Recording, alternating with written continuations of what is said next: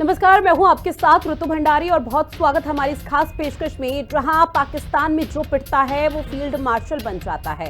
जी हां, जब पाकिस्तान का इतिहास लिखा जाएगा तो कई पन्नों में उस किताब में जरूर ये होंगे। आपको बता दें कि और उसी काले अध्याय में और काला दिन जुड़ गया है, जहां पाकिस्तान में जो पिटता है वो फील्ड मार्शल बन जाता है। भारत ने पाकिस्तान पर हमला किया, न केवल हमला किया बल्कि पाकिस्तान को धुआं धुआं कर दिया।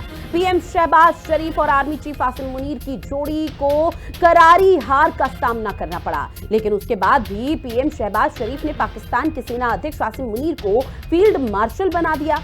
फील्ड मार्शल समझ रहे हैं आप? फील्ड मार्शल यानी कि आर्मी चीफ से भी ऊंचा पद। आखिर ऐसा हुआ क्यों? आखिर क्या शौर्य दिखाया था सेना अध्यक्ष आसिम मुनीर ने जो उनका प्रमोशन कर दिया? क्या आज उसी मुद्दे पर हम चर्चा करेंगे। उससे पहले ये 3 तस्वीरें आपकी टीवी स्क्रीन पर साझा कर रहे हैं। फील्ड मार्शल बन चुके हैं अब आसिम मुनीर, जहां दबाव में ये बड़ा फैसला लिया गया। शहबाज शरीफ के कंधों पर बहुत बड़ा दबाव, जबकि शहबाज शरीफ को तो ये डर था कि कहीं सरकार का तख्ता पलट ना हो जाए और उनकी कुर्सी ना छिन जाए। वहीं मुनीर अब इतिहास दोहराएंगे, इस बात का भी जिक्र लगातार किया जा रहा है। इसके 2 मुख्य कारण हैं। पहली बात है, ये पहली बार है कि पाकिस्तान में किसी सिविल सरकार के माध्यम से फील्ड मार्शल पर किसी को खड़ा किया जाए। इससे पहले 1965 में अयूब खान जो चीफ ऑफ आर्मी स्टाफ भी थे और प्रेसिडेंट भी थे, उन्होंने अपने आप को खुद ही फील्ड मार्शल घोषित कर दिया। ये पहली बार है कि एक सिविल सरकार ने किया और कैबिनेट के माध्यम से, कैबिनेट के थ्रू। इसके 2 मुख्य कारण हैं। एक तो बहुत बड़े पैमाने पर आसिम मुनीर की बदनामी हो रही थी पाकिस्तान के अंदर। पाकिस्तान के पुराने चीफ्स कह रहे थे कि इसका तबादला करना चाहिए, ये इनएफिशिएंट है एंड इनकेपेबल है। और बड़े पैमाने पर लोगों को, पाकिस्तान की आर्मी को उनके ऊपर से भरोसा हट गया था। तो ये जताने की कोशिश की जा रही है कि जहाँ तक सिविल सरकार कहती है कि इनकी वजह से पाकिस्तान को बहुत बड़ी हिंदुस्तान के खिलाफ जीत हासिल हुई है। दूसरा, लोगों को शक था कि आसिम मुनीर जो है अपनी सत्ता को या अपनी कुर्सी को बचाने के लिए शहबाज शरीफ की सरकार को दफा कर सकते हैं। शहबाज शरीफ ने अपनी कुर्सी को बचा लिया है, अपने कैबिनेट को बचा लिया है। इनको ये मान देंगे, इनको ये मान नहीं मिलना था। अभी ये life time field marshal never retires. तो अगर इनको नवंबर में इनकी रिटायरमेंट ड्यू है, अगर उनको रिटायर भी कर दें तो आर्टिफिशियली ही continue to be serving as a field marshal. तो हो सकता है कि नवंबर में एक नया चीफ ऑफ आर्मी स्टाफ भी उसको लगाना ज़्यादा आसान हो गया है। वैसे ही पाकिस्तान में आर्मी चीफ की टेनर होती है 3 साल, इसको 5 साल के लिए नियुक्त किया था शहबाज शरीफ सरकार ने, ये तय करके कि ताकि 5 साल तक तो उसकी सरकार जो है टिकी रहे। देखिए, अब ऐसे में इस पूरे मामले को लेकर कई सवाल हैं जो लगातार हर किसी के जहन में भी है और हिंदी खबर भी उन सवालों को पूछ रहा है। सवाल ये उठ जाता है कि आसिम मुनीर ने खुद अपना प्रमोशन करवाया क्या? सवाल ये भी कि शहबाज शरीफ पर दबाव डालकर फील्ड मार्शल बने हैं आसिम मुनीर। भारत से हार के बाद कुर्सी बचाने की क्या कवायद है और उसी के चलते ये पूछा जा रहा है कि आखिर आसिम मुनीर को फील्ड मार्शल बना कैसे दिया? अब खबर क्या है, जरा वो भी आप समझ लीजिए ग्राफिक्स के माध्यम से। खबर ये है कि आसिम मुनीर को पाकिस्तान की फील्ड मार्शल की कमान सौंप दी है।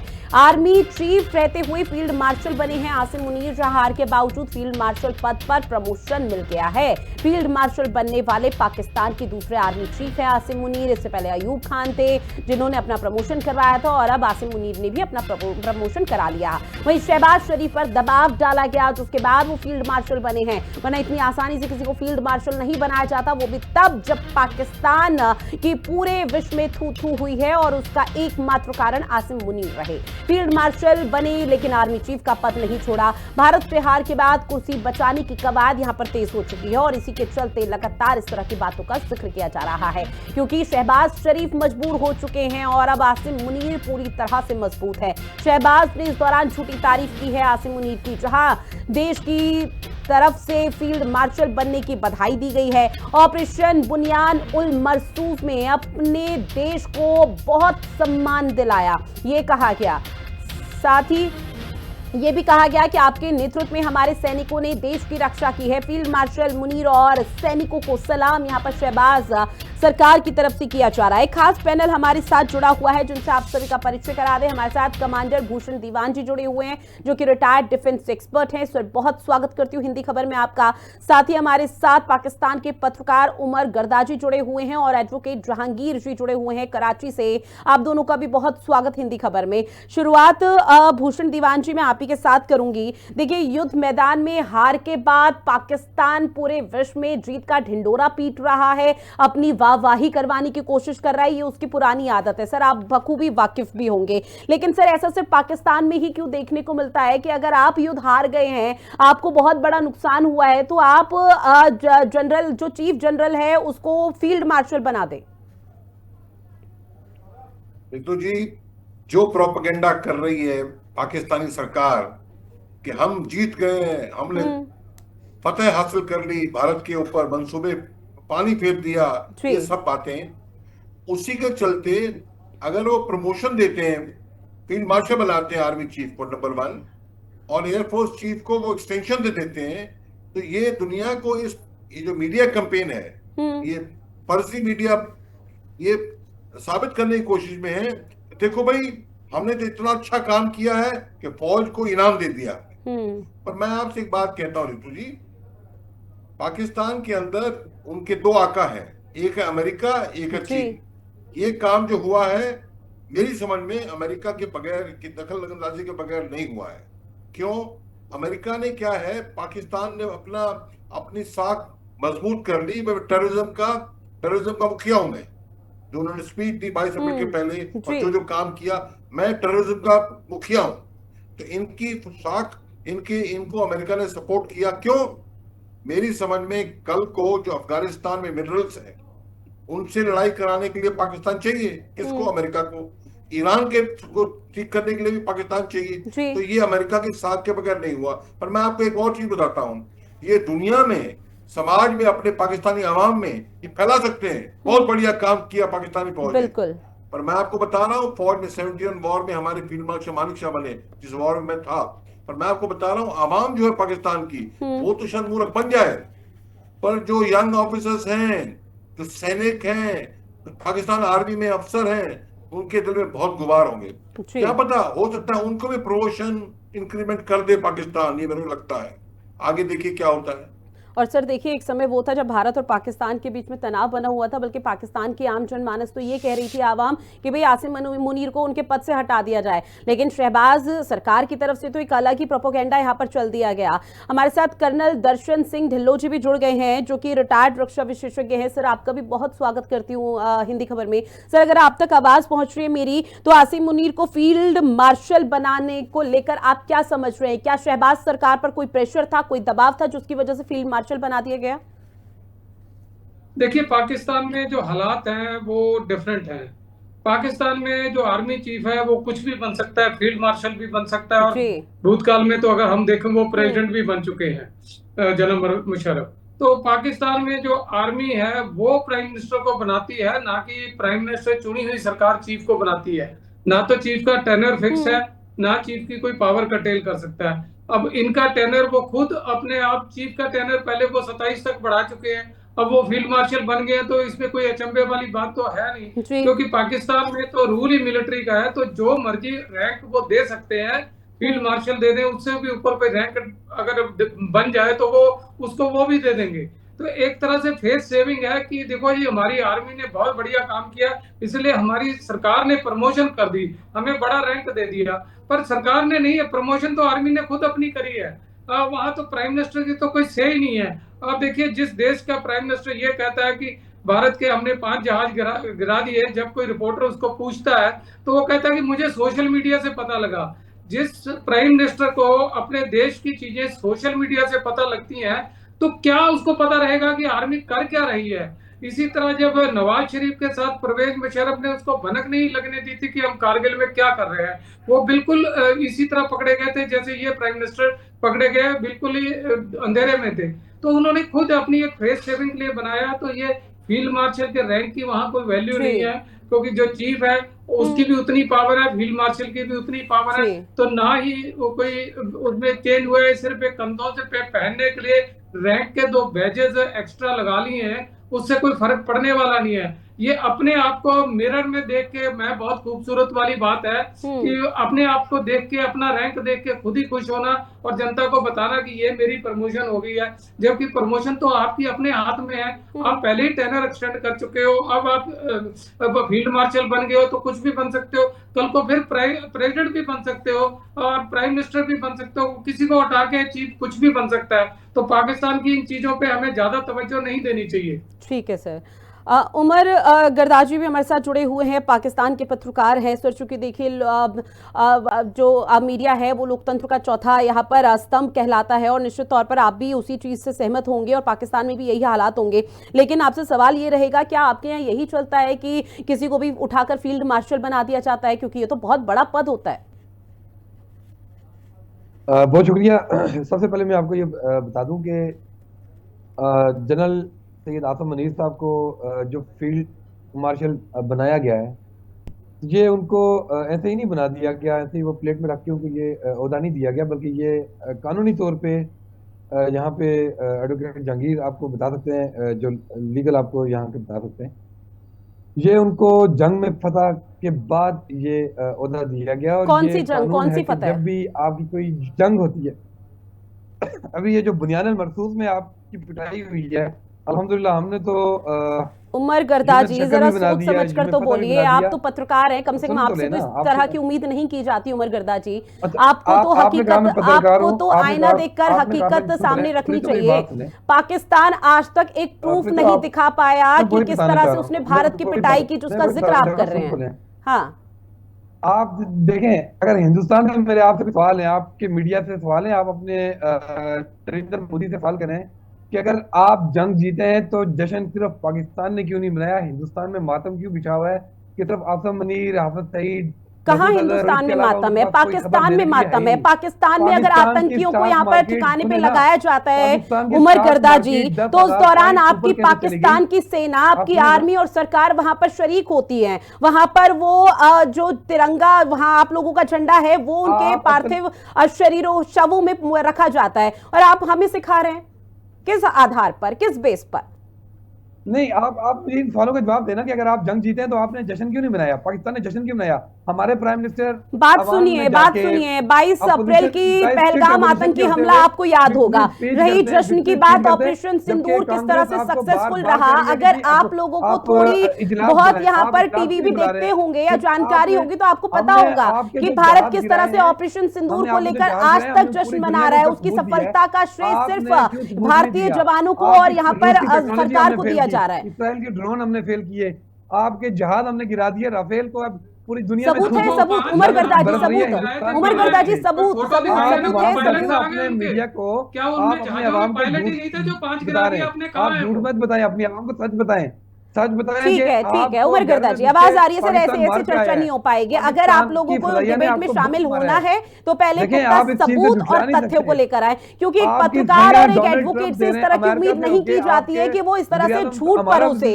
अपनी आवाम को। आप लोग बेवकूफ बना रहे हैं, अपनी आवाम को बनाइए बेवकूफ जितना बना सकते हैं, लेकिन यहाँ पर भारत में ये सब नहीं चलेगा। आई बात समझ में? अपनी फौज के साथ खड़ा है, पाकिस्तान की 25 करोड़ आवाम अपनी हाँ, दिखाई दे रहा है कौन कितना फौज के साथ, कितना सरकार के साथ खड़ा है। उमर गर्दाजी, यहाँ भारत में मत सिखाइए, पाकिस्तान की आवाम को आप लोगों ने खूब बेवकूफ बनाया है, खूब पागल आप लोग उन लोगों को बना रहे हैं कि भैया देखिए भारत को धूल चटा दी है, भारत युद्ध में हार गया। आप लोगों के पास एक सबूत नहीं है। सोशल मीडिया के माध्यम से आपकी जो सेना और आर्मी है उन लोगों को पता चलता है कि भाई इस तरह का कुछ हो गया है। भारत की जो, हमने आपको बताया कि हम आपके घर में घुसके मारेंगे। ठीक है उमर गर्दाजी, मुझे आपका ऑडियो म्यूट करवाना पड़ेगा, क्योंकि मुझे लगता है कि जब आप इस तरह की नेशनल टेलीविजन पर किसी डिबेट में शामिल हो, और वो भी भारत की किसी नेशनल टेलीविजन की डिबेट में शामिल हो, तो आप लोगों को सबूत, तथ्य रखने चाहिए, और वो भी तब जब आप पत्रकार हो, क्योंकि एक पत्रकार का काम होता है सच दिखाना, एक पत्रकार का काम है सच्चाई से अपने दर्शकों को, अपनी जनता को रूबरू करवाना। लेकिन आप लोगों ने पाकिस्तान में पूरा झूठ परोसा, लेकिन भारत में ये झूठ नहीं चलेगा। भारत भली भांति जानता है कि क्या कुछ युद्ध में रहा। और भारत तो छोड़िए, पाकिस्तान की आवाम भी जानती है सर। आप सिखाएंगे क्या कि पाकिस्तान में क्या हो रहा है, क्या नहीं हो रहा? बखूबी पूरा देश देख रहा है कि पाकिस्तान ने किस तरह से आतंकियों को पनाह दी है। पूरा विश्व ये देख रहा है कि पाकिस्तान को कैसे धूल चटाई गई है। तभी तो यहाँ पर डोनाल्ड ट्रंप का आपने सहारा लिया कि डोनाल्ड ट्रंप को हम बोल दे भाई सीज फायर कर दो और यहाँ पे युद्ध खत्म हो जाए, क्योंकि आपको बखूबी पता है कि पाकिस्तान पूरी तरह से खत्म हो जाएगा। ठीक है, हमारे साथ जहांगीर जी जुड़े हुए हैं। जहांगीर जी, जरा आप भी बताइए अब आपके क्या विचार है इस पूरे मामले पर? आपके दिल्ली का नक्शा बदल जाता, दुनिया में आपको दिल्ली का नक्शा नजर ना। सर आपके बस नहीं है दिल्ली का नक्शा बदलने की, पहले पाकिस्तान का नक्शा सुधारिए, उसके बाद दिल्ली का नक्शा बदलने की कोशिश कीजिएगा। ठीक है, और उमर गर्दाजी का ऑडियो म्यूट कर दीजिए। मैं यहाँ पे जो है मैं कर्नल दर्शन साहब है, उनके जो है उन्होंने बड़ा अच्छा जो है सवाल उठाया कि पाकिस्तान के जो है ना प्राइम मिनिस्टर नहीं बल्कि इसाक डार साहब ने वो स्टेटमेंट दिया था कि ये इंडिया खुद बताएगा। और उसके बाद जो है 2 दिन बाद जो है आपके जो है एयरफोर्स के किसी कमांडर से पूछा गया था प्रेस कॉन्फ्रेंस में, किसी आपके पत्रकार ने पूछा था कि भाई वाकई जो है इंडिया के कुछ जहाज गिरे हैं। तो उन्होंने एक अच्छा सा स्टेटमेंट दिया था, आई सैल्यूट सच पर्सन के जो भी ऑफिसर है, उन्होंने बड़ा अच्छा स्टेटमेंट दिया था कि losses are the part of the combat. वक्त आने पे हम सारी चीजें आपको बताएंगे। और जिसमें मिस्री साहब आपके जो है फॉरेन मिनिस्टर हैं, फॉरेन की कोई ओहदा रखते हैं, सॉरी, उन्होंने कहा था कि भाई हम जो है वक्त आने पे सारी चीजें बताएंगे कि कितना इंडिया के लॉसेज हुए। अच्छा, दूसरी बात ये कि आप कह रहे हैं कि आर्मी चीफ साहब को जो है ओहदा दे दिया गया मार्शल का। देखिए, this is the internal part of दी पाकिस्तान। इस पे आप लोग सवाल नहीं उठा सकते कि ये हो गया इंडिया, पाकिस्तान ने ये कर दिया। पाकिस्तान ने जो किया है, मेरे बड़े मुअज़्ज़िज़ जो है दोनों रिटायर्ड आर्मी ऑफिसर बैठे हुए, वो वार जो होती है, जब जंग होती है ना, तो जंग में ये नहीं देखा जाता कि कब कैसे क्या हुआ है। आप लोगों ने किया और 1 घंटा पहले हमें बताया कि हम कर रहे हैं, और 1 घंटे में शुक्र अल्हम्दुलिल्लाह हमारी एयरफोर्स, हमारी नेवी, हमारी आर्मी इतनी कॉम्पिटेंट थी कि उन्होंने करके दिखाया और उसके बाद भी किया। और उसका सिर्फ मैं ये नहीं कह रहा, राहुल गांधी ने 2 लेटर लिखे हुए आपने आपकी बीजेपी के जो है गवर्नमेंट को, बीजेपी के पार्टी को, ठीक है, कि भाई बताएं कि लॉसेस कहाँ हुए, क्यों हुए, कैसे हुए, क्यों इंडिया ने। ये मैं नहीं कह रहा, Rahul Gandhi is not Pakistani citizen, he is opposition leader और कांग्रेस की एक अच्छे ओहदे पे माने जाने और पढ़े लिखे जो है लीडर माने जाते हैं, उन्होंने ये सवाल उठाए। उसके अलावा 2 से 3 मरतबा आपकी जो है पक्ष है, जो अपोजिशन लीडर हैं, वो एहतजाज कर रहे हैं कि भाई हमारा इतना नुकसान हुआ, हमारी तैयारी नहीं थी। तो आई थिंक सो कि it was given a better reply to the India regarding such kind of the जंग कर लो, जंग कर लो, जंग कर लो। अब मैंने आपके प्रोग्राम में कुछ टाइम पहले कहा था, देखिए अब दुनिया, अब इंडिया, अब पाकिस्तान या अब दुनिया जंग नहीं चाहती, तो लिहाजा इश्यूज हर जगह होते हैं। इश्यूज कतर बहरीन में भी होते हैं, इश्यूज कनाडा और अमेरिका में भी होते हैं, इश्यूज जर्मनी और यूके में भी होते हैं, लेकिन उसका मतलब ये नहीं है कि अपने अवाम को भूखा मार के आप जो जंग करें। इंडिया में 80 साहब, 1 मिनट मुझे बोलने दे, 1 मिनट। इंडिया में 80% अवाम जो है वो राशन कार्ड पे चलती है। राशन कार्ड अगर मैं आपको समझा दूं कि उनका खाना पीना गवर्नमेंट ऑफ सुनिए, पहले तो डेटा और फैक्ट लेकर आइए। ठीक है, आप लोगों के पास कुछ है नहीं और यहाँ पर उलूल जुलूल बातें करने के लिए आप लोग आ जाते हैं। यहाँ किसने कहा आपको कि 80% जो जनता है, जो यहाँ की देश के लोग हैं, वो यहाँ राशन कार्ड में चलते हैं? आप लोग कटोरा मांग के दूसरे देशों में भीख मांगने जाते हैं। अगर यहाँ पर भिखारियों का डेटा जारी किया जाए तो जरा देखिएगा, सऊदी अरब में या दुबई में सबसे ज्यादा जो पाकिस्तानी भिखारी हैं वो भीख मांगने जा रहे हैं। और वो तो छोड़िए, पाकिस्तान की सरकार सेना भीख मांग रही है, कटोरा लेके कभी अमेरिका, कभी चीन के पास पहुंच जाती है, और उसके बाद आप लोग ये कह रहे हैं कि भाई इस तरह की चीज हो गई। दूसरा, आपकी तरफ से जिक्र किया गया राहुल गांधी का कि राहुल गांधी सवाल उठा रहे हैं। राहुल गांधी को छोड़िए, राहुल गांधी क्या कर रहे हैं, क्या नहीं कर रहे, ये हमारे घर का मामला है, हम निपट लेंगे। आप लोगों के घर में क्या हो रहा है? आप अपने घरों के, पहले घरों में जो आग लगी हुई है उसको मिटाएं। आसिम मुनीर को लेकर चर्चा की थी, आसिम मुनीर को लेकर डिस्कशन था कि फील्ड मार्शल कैसे बना दिया। जिस युद्ध का आप जिक्र कर रहे हैं, उस युद्ध को लेकर एक सबूत सबूत पाकिस्तान की ना आवाम दिखा पाई, ना पाकिस्तान के आप लोग दिखा पाए, और आप लोग यहाँ आकर बेबुनियाद बात कर रहे हैं जिसका ना कोई सिर है ना पैर है। जब आप लोगों की तरफ से इस तरह का जिक्र किया जाता है तब महज हर किसी के जुबान से ये सवाल निकलता है कि भैंस के आगे बीन बजाना बेकार है, और इस वक्त पाकिस्तान पूरी तरह से भैंस है, उनके सामने बीन बजाने की जरूरत नहीं है। कर्नल भूषण दीवान जी आपके पास आते हुए सर जरा जवाब दीजिएगा, किस तरह के ये तथ्य रख रहे हैं, सबूत इनके पास कुछ है नहीं और उलूल जुलूल बात करने के लिए डिबेट में बैठ जाते हैं। रितु जी, आपके स्क्रीन पे ये पढ़ रहे हैं कितने इनके एयरबेस टूटे हैं, ये क्या बता रहे हैं?